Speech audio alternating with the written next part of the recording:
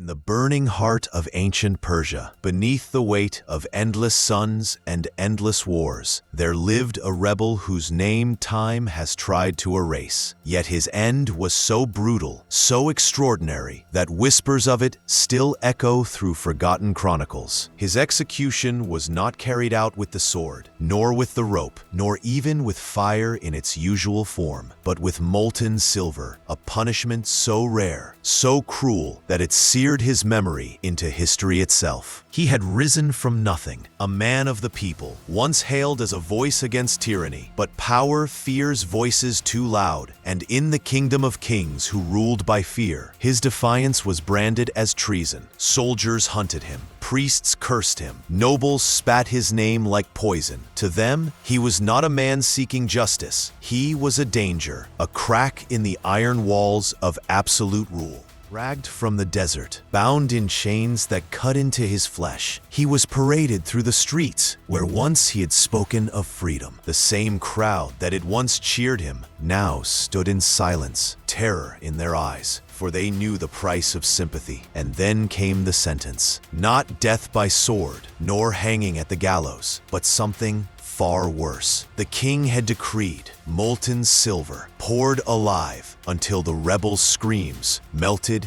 into nothingness. This was no simple execution. It was a spectacle designed not merely to kill, but to erase, to terrify, to scorch into memory the power of the crown. And so, as the furnaces were lit and the silver began to flow like liquid fire, the rebel's fate was sealed, not in mercy, but in molten metal. Once, long before the furnaces were lit and the silver began to boil, this man had been more than just a rebel. He had been a symbol of hope, born in the dust of Persia's markets, among merchants and beggars. His childhood was forged not in privilege, but in hunger. He saw the cruelty of tax collectors, the arrogance of the nobility, and the silent suffering of those who had no voice. To most, this was simply life under a king's rule. To him, it was injustice. He was clever, with words that cut deeper than steel. In the alleyways of the city, he gathered crowds, speaking of a land where kings would answer to their people, where men would not bow in fear, but stand in dignity. His voice rose like fire, and for a time, people believed him. The poor adored him. The soldiers who had once despised his poverty began to admire his courage. Even whispers crept into the palace. The king's counselors muttered of unrest, of crowds swelling beyond control. But hope is dangerous in a land ruled by terror. And so, what had made him powerful also made him hunted. Where once he was cheered, now spies lurked in every corner. Scribes wrote down his words, and soldiers followed his steps. The same streets that had carried his voice now carried threats painted on walls. Traitor, heretic, danger to the crown. The contrast was merciless. Yesterday, he was a leader of the people. Today, he was declared an enemy of the throne. Yesterday, he spoke of justice. Today, his voice was silenced by chains. Yesterday, his hands lifted banners of hope. Today, those same hands were bound, waiting to be scorched by molten silver. It was in this cruel reversal of fate that his legend began to take its darker shape. For history remembers not only his defiance, but the brutal way it was crushed. A tale of power turning hope into ash and justice into fire. Before he became the man who would be remembered in whispers of terror, he was simply a boy born into shadows. His father, a merchant of modest means, died when he was young, leaving him with nothing but debts. His mother, hardened by loss, raised him with stories of kings who once fought for their people, of heroes who rose from dust to challenge empires. These stories carved into him a restless fire, the belief that destiny was not given but taken. As a teenager, he was quick-witted, bold, and unafraid of authority. Where others bowed, he asked why. Where others stayed silent, he shouted. The city markets became his school, the cries of merchants his lessons, the cruelty of guards his examinations. He learned how power worked, how gold and fear shaped men, and how the common people were crushed between the two. By his 20s, he had gathered followers, not soldiers, but bakers, shepherds, blacksmiths, men and women tired of kneeling. They called him the voice of the streets. To them, he was not a rebel, but a savior. He spoke of fairness, of breaking chains, of a day when kings would tremble before the cries of the people. His words became weapons, sharper than swords. With admiration came enemies. The nobles saw in him not a leader, but a threat. The king's officials branded him dangerous, a serpent whispering rebellion into loyal ears. Soon, his name became a crime. To speak of him was treason. To stand with him was death. And yet, more and more gathered.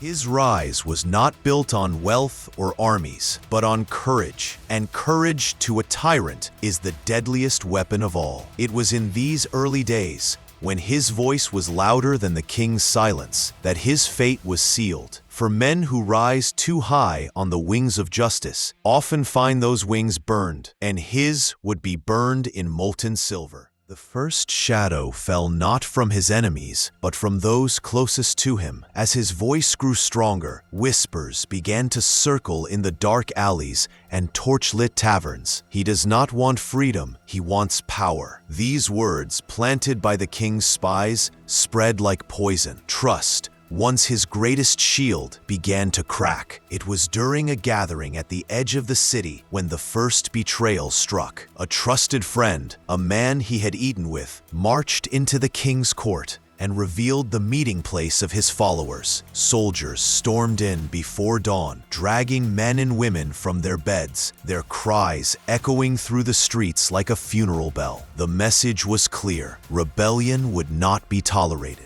He escaped that night, but he did not leave unscathed. He watched as those who had once believed in him swung from ropes in the city square, their bodies twisting in the wind, a warning to anyone who dared dream of freedom. The king's cruelty was not hidden behind palace walls. It was paraded like a banner, meant to terrify. And yet, instead of silencing him, it hardened him. Rage became his companion. For every friend taken, his voice grew louder. For every drop of blood spilled, his words cut deeper. But the cost was rising. The people began to fear not just the king, but also the chaos that seemed to follow wherever he walked. It was here, in this moment of loss, that his destiny shifted. He was no longer a voice of hope, but a marked man, a hunted rebel. The city gates closed to him. Friends turned into spies, and every road carried the risk of betrayal. The first great crack had appeared in his dream, and through it, the king would soon drive his blade. The conflict was no longer about freedom alone. It was about survival. And in the game of survival, mercy had no place. His story was now rushing toward the moment where rebellion would meet revenge, and his punishment would be carved not in stone, but in molten silver. As his rebellion spread like wildfire, so too did the stories. Some true, many twisted by the king's men to poison his image. To the poor, he was a hero, a voice that dared to shout when others stayed silent. But to the nobles, he became a monster in the making. Whispers claimed he was not fighting for freedom, but hungered for the throne itself. Tales were spun of secret alliances, of stolen treasures, of promises made in the shadows to foreign powers. None could be proven, yet all were believed. The more he inspired hope among the desperate, the more scandal stained his name among the powerful.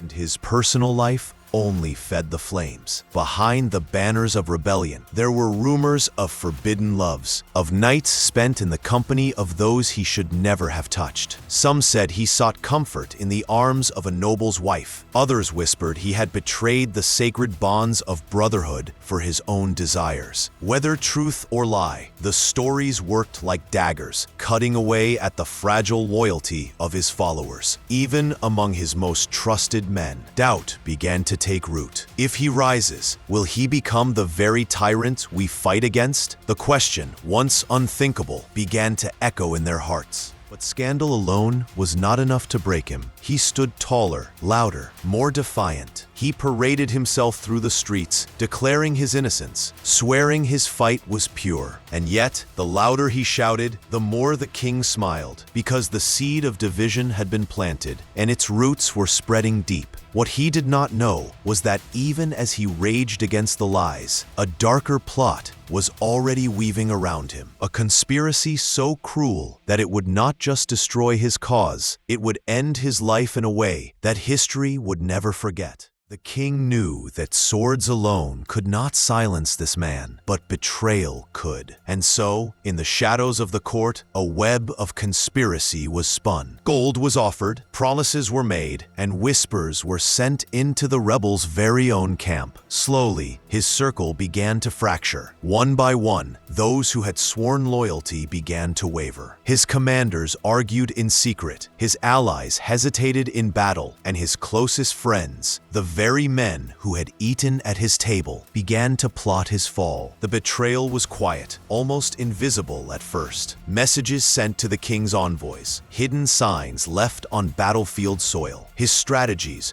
once sharp as steel, were suddenly known before he even moved. It was as if an unseen hand guided the king's forces at every step. And then came the final knife, not from an enemy, but from within. A council was called under the veil of trust. He walked into the meeting believing he would plan the next uprising. Instead, the doors closed behind him, and his most loyal guard refused to meet his eyes. Bound in chains, he was delivered to the king's soldiers without a fight. The man who had inspired thousands was betrayed not by defeat in battle, but by treachery in the night. The king, upon hearing the news, did not rush to kill him. No, he wanted the end to be slow, deliberate, unforgettable. A punishment that would not only break the man, but burn itself into the memory of every soul in the kingdom. And so, from the depths of cruelty, a sentence was chosen that would make even hardened executioners tremble. He would be executed with molten silver. The conspiracy was complete. The trap had closed, and now his fate would be sealed in fire. The day of his execution arrived beneath a sky heavy with silence. The city gathered, drawn not by curiosity, but by fear, for the king had promised a spectacle unlike any seen before. Guards dragged the rebel through the dust of the courtyard, his chains clattering with every step. His once proud figure was now broken, his defiance dimmed, yet his eyes still burned with a fire the king could not snuff out. In the center of the square stood a massive cauldron, blackened by flames that roared beneath it. Within, molten silver bubbled and hissed, glowing with an otherworldly brightness. The heat was suffocating, searing the air itself, and the crowd recoiled in horror as the metallic liquid boiled like a living thing.